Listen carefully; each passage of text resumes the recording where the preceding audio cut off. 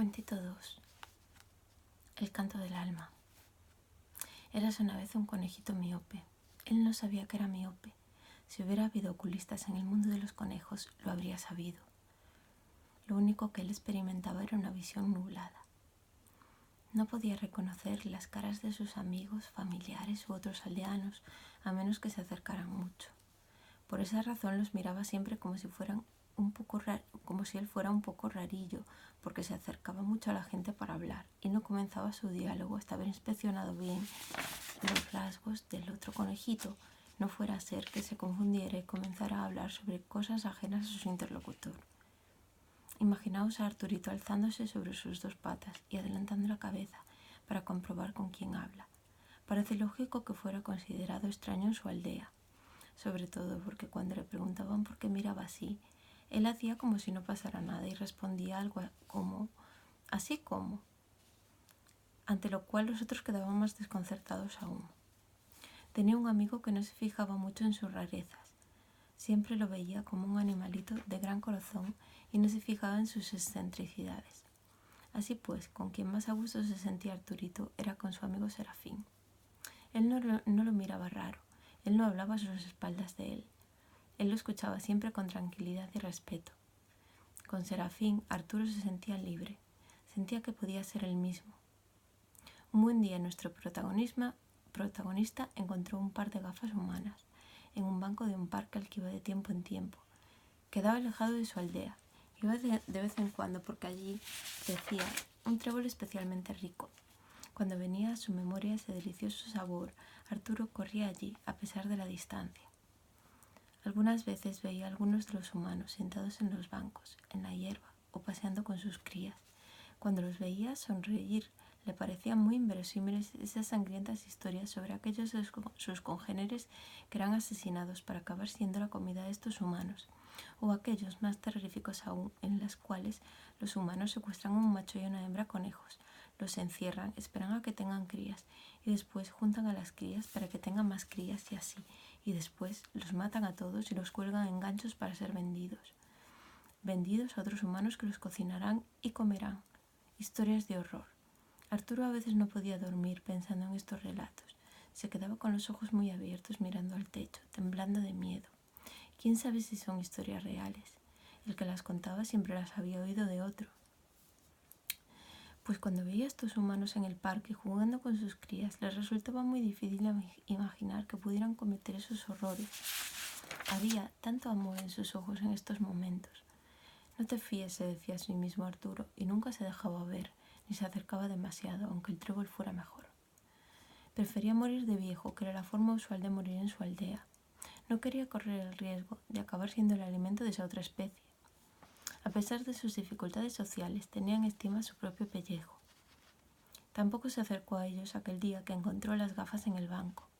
Todos los humanos se habían marchado del parque, el sol ya se había puesto, y ante la oscuridad inminente él también estaba a punto de irse. Entonces vio un destello. Volvió a mirar y observó que sobre uno de los bancos había un objeto.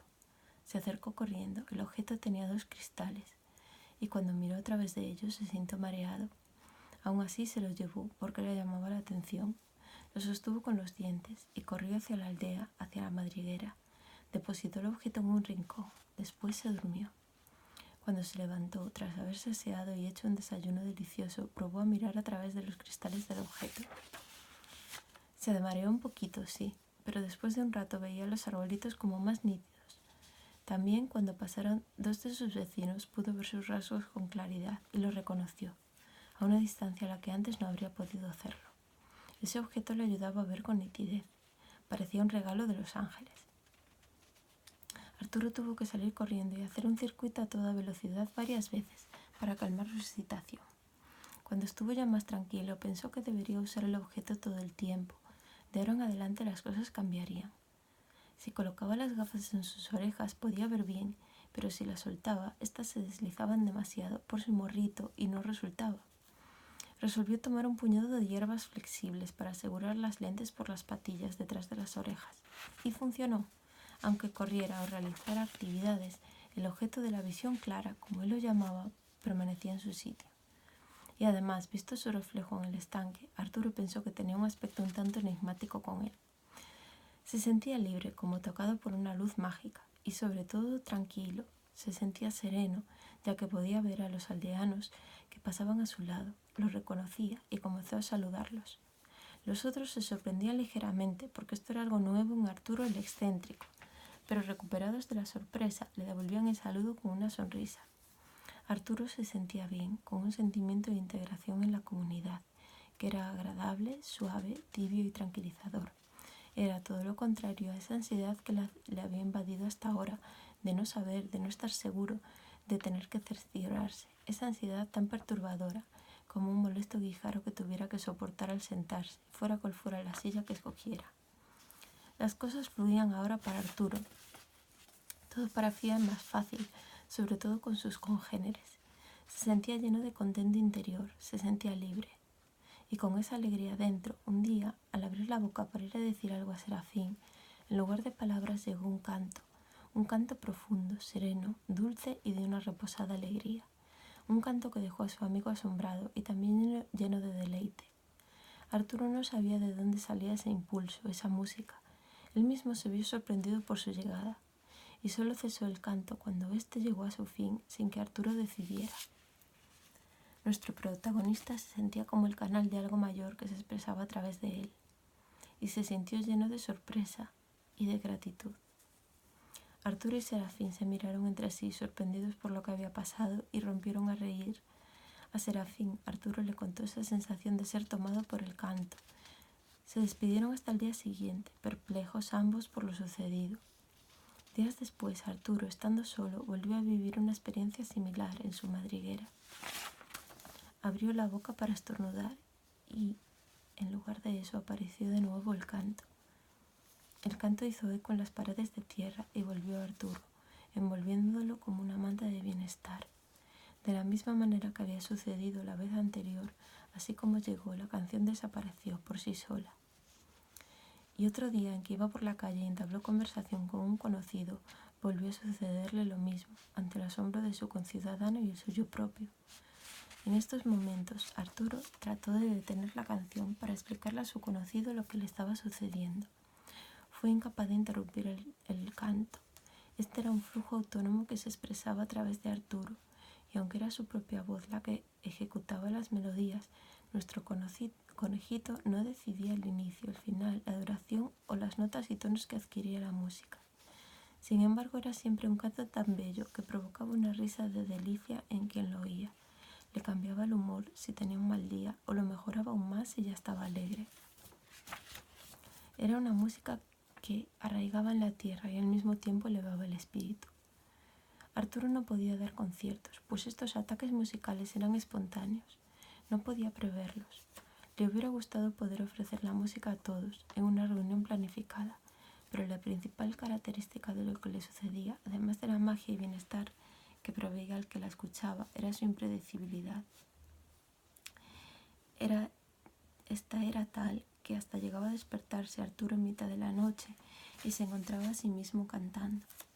Siempre que el bello canto llegaba, Arturo sentía su cuerpo y alma llenarse de risa, del olor de las flores, de la caricia del sol, de regocijo. Esa sensación perduraba por mucho tiempo, tras finalizar el canto. Pronto todos en la aldea sabían del don de Arturo, como lo llamaban. Parece que no puedo pasar desapercibido, reflexionaba el conejo. Si bien antes era rarito por mi falta de visión, ahora entono serenatas bellísimas sin pretenderlo ni poderlo evitar. Así son las cosas. El caso es que, si sus interlocutores se veían recibiendo una de sus tonadas, en lugar de seguir la conversación, lo que sentían espontáneamente era gratitud y bienaventuranza. De modo que, más que molestos por la interrupción del diálogo, se sentían bendecidos. Una hermosa sonrisa aparecía en sus rostros, y esa sonrisa era lo que veía Arturo cuando se separaban, ya que ambas partes se quedaban sin palabras. A los aldeanos les hubiera gustado poder contar con Arturo en acontecimientos, tales como sus bodas y otras celebraciones, pero como ya hemos dicho, era de todo punto imposible para Arturo planificar un concierto. Y así seguía la vida, hasta que un día en que Arturo cantaba en un claro del bosque, todo en suspenso alrededor, vio llegar a otro conejo del lado opuesto. Lo vio y lo oyó porque también estaba entonando un canto misterioso y benéfico, este otro conejo. Parece que hubiera oído la canción de Arturo y hubiera respondido con otra. En cualquier caso, ahora se hallaba parado enfrente a Arturo. Ambos cantaban a tiempo, y los cantos se armonizaban y entrelazaban, como si jugaran a influirse y complementarse. El claro del bosque estaba lleno de magia. Una energía sanadora se posó sobre todo y todos alrededor como un polvillo mágico, cuando ambos cantos cesaron. Un silencio lleno de luz sucedió, y ambos conejos rompieron a reír y se abrazaron. El otro conejo se llamaba Eduardo, y relató que vivía en una aldea a 5 kilómetros de allí.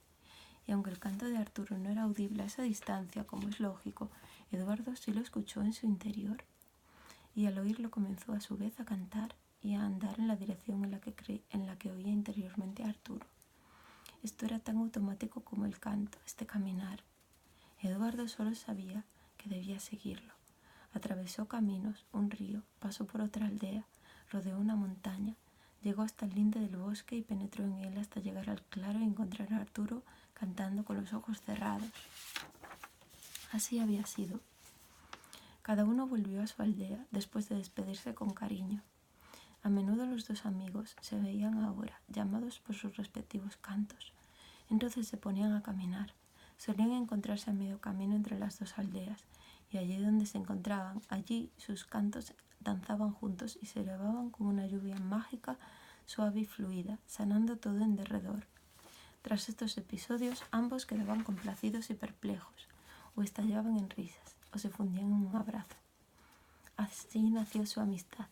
Más allá de los momentos de canto que sorprendían a ambos, Arturo y Eduardo se hicieron buenos amigos. Se narraban mutuamente anécdotas de sucesos de sus respectivas aldeas, o se reunían en sus lugares favoritos para comer buen trébol. En la aldea de Arturo ya los vecinos conocían a Eduardo, y lo mismo en la aldea de este último. A la gente le encantaba presenciar los encuentros musicales de los dos amigos, pues la belleza e intensidad del canto se multiplicaban cuando ellos unían sus voces. Todos escuchaban extasiados entonces. El día mejoraba, se arreglaban desencuentros y se perdonaban errores propios y ajenos. Hasta que un día sucedió lo siguiente. Estaban Eduardo y Arturo cantando en el claro del bosque donde se habían encontrado. Ambos sintieron entonces otro canto que los llamaba. En ese momento abrieron los ojos, se miraron sorprendidos, se tomaron de las manos y comenzaron a andar hacia el lugar del cual provenía el canto. No sabemos nada más sobre ellos, pero sospechamos que se habrán reunido con otro conejito cantor en algún claro, en alguna aldea, en algún rincón. Podemos imaginarlos a los tres encontrándose, o quizás se hayan encontrado más de tres. Quizás muchos fueron llamados al mismo punto para entonar juntos la melodía del alma. Si cierro los ojos puedo ver un círculo infinito de conejitos cantando en el claro de un bosque, ojos cerrados y sonriendo. Es una bella imagen. Se acabó.